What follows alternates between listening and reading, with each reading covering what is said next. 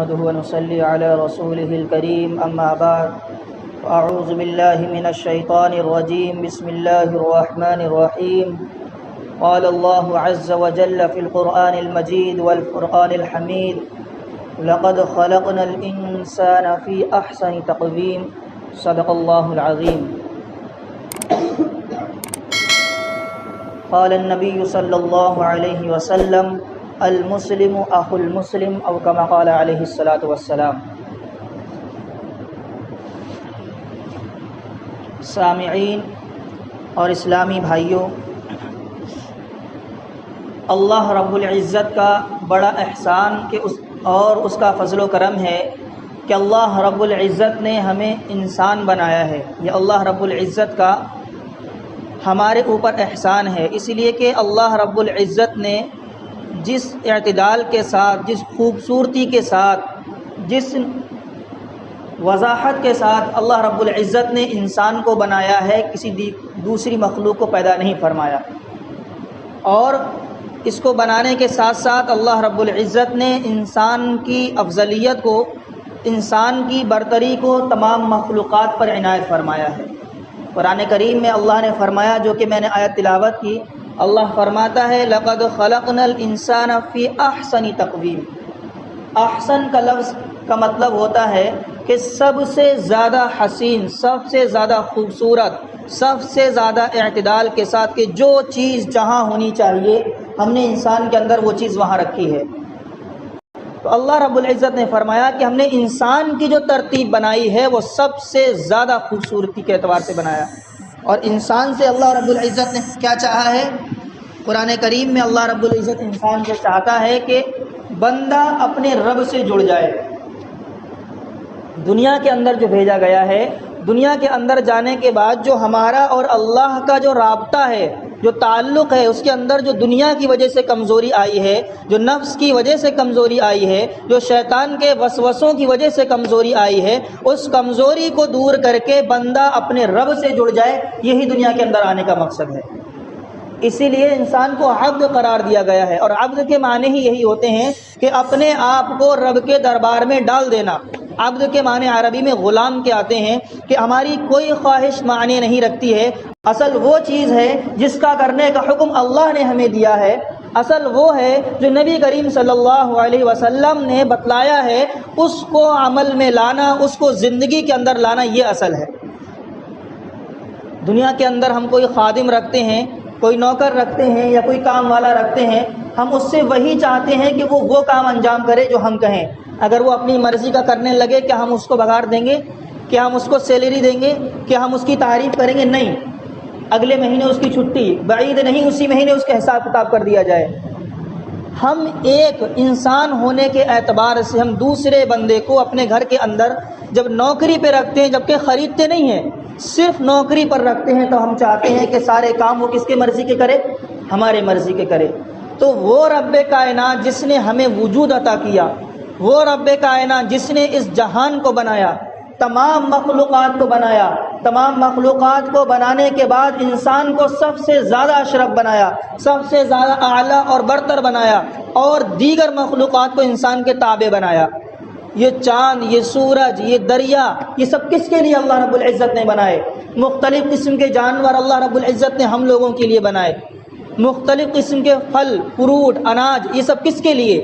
سب ایک انسان کے لیے پیدا کیے، اور اللہ رب العزت نے انسان سے چاہا کہ بس اپنے رب سے جڑ جائے اور رب چاہی زندگی گزارنے والا بن جائے، اپنی من چاہی زندگی چھوڑ دے، رب چاہی زندگی گزارے۔ تو یہ سارے انعامات تیرے لیے ہیں، اور صرف اسی پر بس نہیں کیا بلکہ مزید انعامات کا وعدہ کیا۔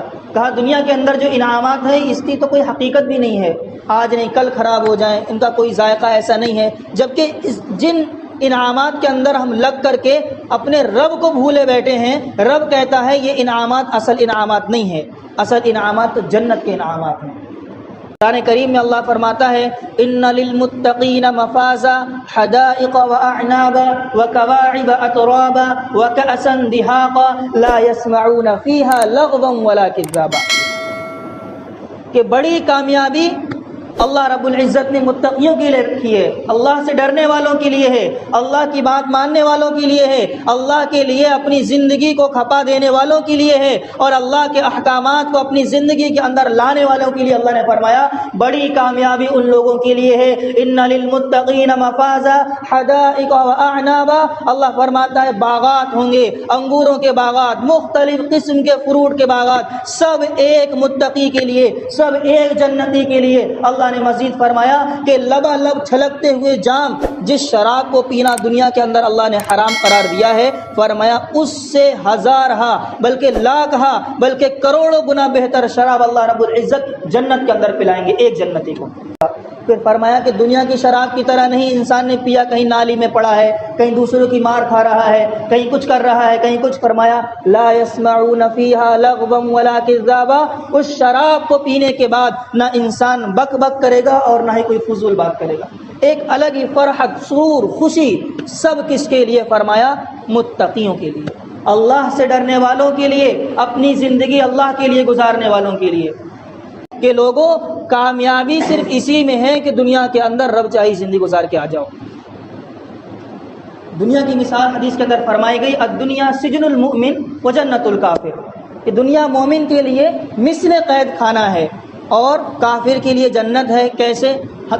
اس کی مثال یوں فرمائی، ہم نے پڑھا لا الہ الا اللہ محمد الرسول اللہ، کہ اللہ کے سوا کوئی معبود نہیں، اللہ کے سوا کوئی پیدا کرنے والا نہیں، اللہ کے سوا کوئی عبادت کے لائق نہیں، اللہ کے سوا کوئی ایسا نہیں ہے جو ہمارے کام آ سکے، جو ہمارے بگڑے ہوئے کاموں کو بنا سکے، جو ہماری ضرورتوں کو پورا کر سکے، اور وہی اب عبادت کے لائق ہے، اور وہی اس لائق ہے کہ اس کے سامنے اپنی پیشانی کو جھکایا جائے، اور وہی اس لائق ہے کہ اس کے سامنے اپنی ضرورتوں کو رکھا جائے، اور وہی اس لائق ہے کہ اس کے سامنے گڑ گڑایا جائے، رویا جائے، منتیں سماجت کی جائے۔ میرے دوستو، علماء نے لکھا ہے جب ہم نے کہا لا الہ الا اللہ تو ہم نے اللہ سے ایک وعدہ بھی کر لیا، مولا ہم نے جب تجھے اپنا خالق مانا ہے، ہم نے جب تجھے اپنا رب مان لیا ہے، جب ہم نے تجھے اپنا پروردگار مان لیا ہے، تو ہم کام بھی وہی انجام دیں گے جس کا تو نے حکم دیا ہے۔ اب انسان اپنی خواہشات کو چھوڑے، شیطان کے وسوسوں کو چھوڑے، رب کے بتلائے ہوئے طریقے پر چلے، فرمایا تو کامیابی ہے۔ رب کا بتلایا ہوا طریقہ کیا ہے؟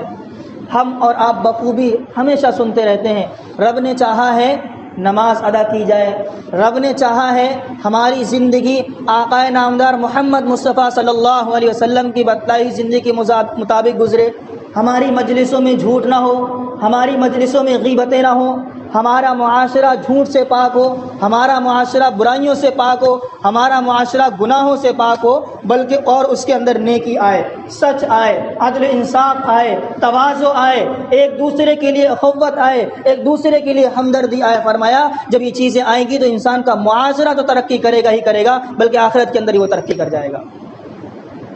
یعنی دنیا کا بھی فائدہ ہے، آخرت کا بھی فائدہ ہے اللہ رب العزت کی بات ماننے کے اندر۔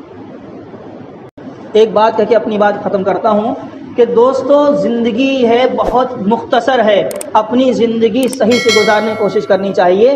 اپنی اولاد کے لیے بھی یا اپنے اعزاء اقربا کے لیے ہمیں اپنی زندگی کو برباد نہیں کرنا چاہیے۔ ہماری ذمہ داری ان کی پرورش کرنا، میل جول رکھنا ہے، بالکل ہے، لیکن اس کے اندر رب ناراض نہیں ہونا چاہیے۔ اگر کسی کو منانے میں، کسی کو خوش کرنے میں، کچھ کسی کو دلانے میں، مال کمانے میں اگر رب ناراض ہو جاتا ہے میرے بھائیوں، تو ہم دنیا تو برباد کر رہے ہیں، اپنی آخرت بھی برباد کر رہے ہیں۔ تو ہمیں اپنی زندگی کا احتساب نفس کرتے رہنا چاہیے کہ ہم جو زندگی گزار رہے ہیں کیا وہ زندگی ہے جو اللہ کے نبی صلی اللہ علیہ وسلم نے گزارنے کی بتلائی ہے۔ میرے بھائیوں، بہت مختصراً عرض کر کے میں کہتا ہوں کہ نمازوں کی پابندی کیجیے، حلال حرام کی خاص طور سے پابندی کیجیے، اور اپنی زبان کی حفاظت کرتے رہیے، اس لیے کہ زبان جہنم میں لے جانے کا بہت بڑا ذریعہ ہے۔